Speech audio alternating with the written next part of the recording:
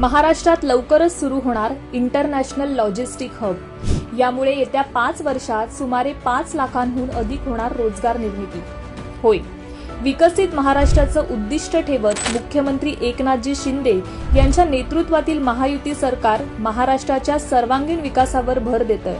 म्हणूनच आज महाराष्ट्र परकीय गुंतवणूक, पायाभूत सुविधा, कृषी, उद्योग अशा सर्वच क्षेत्रात गरुड झेप घेतंय। महाराष्ट्राच्या याच विकसित वाटचालीत आता भर पडणार आहे ती म्हणजे महाराष्ट्र लॉजिस्टिक धोरणाची।